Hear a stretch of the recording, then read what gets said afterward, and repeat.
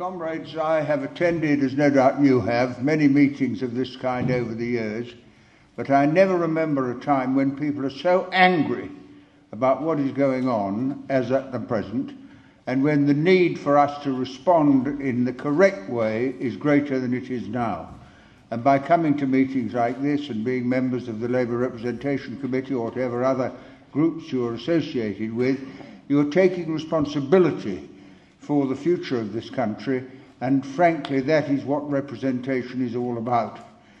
I am not an academic historian, but I look at the history of the Labour movement, and what I've learned from it is that all progress has been made over the years when people got together and made a demand upon the government, and the demand became so strong that it was conceded. If you go back to the Peasants' Revolt, if you go back to the English Revolution, if you look at what happened to the Tolpuddle martyrs, if you look at the people who campaigned for the vote, the Chartists, the suffragettes, they were people who got together, made a demand. They didn't protest. I think protest is the wrong word, because when you protest, you're saying somebody's done something to me that I don't like.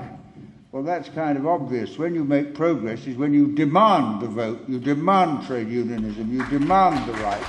And I think that is the lesson that we should have learned.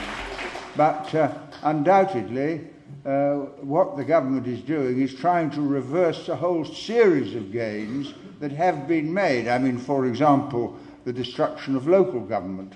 Now, local government was in a way the beginning of the welfare state. I learned to fly in the war in Birmingham, and when I was there I thought I'd better study a little bit about the city, and I learned that after the Municipal Corporations Act of 1837 gave the people of Birmingham the vote, what they did was to set up a municipal fire brigade, to set up municipal housing, municipal health, municipal libraries. And what they realised was that if you had the vote, you're not dependent on your wallet. Before that, if you had money, you could buy what you liked. If you didn't, you couldn't.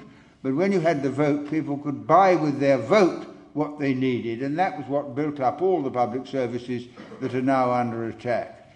And therefore we're defending a lot more than these services.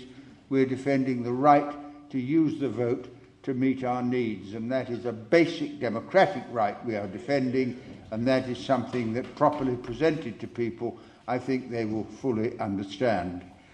Now, how you do it is a very important question. I said that we've been brought into existence to meet this need. Well, I'm a member of the Labour Party. I have been all my life, and I've been radicalised by my experience in the Labour Party.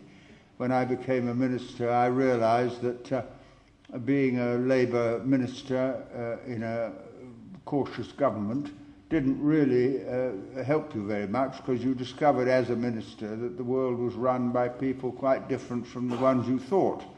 And so what we have to do now is to tackle things that underpin the status quo, one of which is the maldistribution of wealth. I mean, when I read the other day that these bankers had got a bonus of £2 billion, now £1 billion is 1,000 million. So these people have got 2,000 or 3,000 times £1 million for their work in the bank, which has contributed very substantially to the crisis we're in. And the maldistribution of wealth does mean that people who haven't got access to jobs or homes or whatever they need are going to suffer terribly, and the people at the top with these huge incomes can do what they like. And I looked up the other day, just for interest, what the level of taxation was at the end of the war when Churchill was Prime Minister.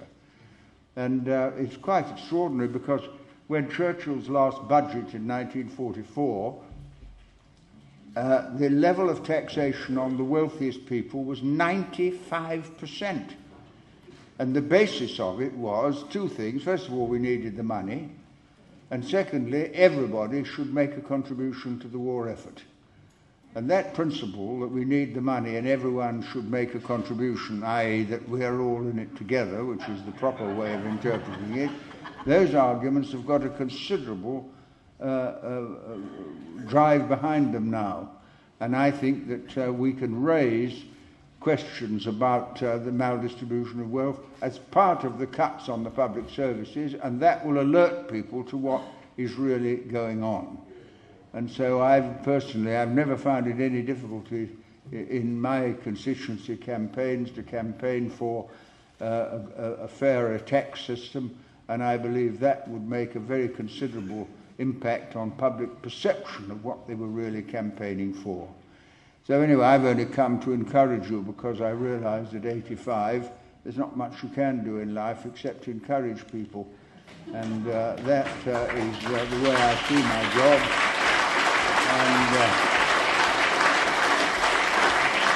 And by your very warm welcome to me today, you've encouraged me, and thank you very much for that.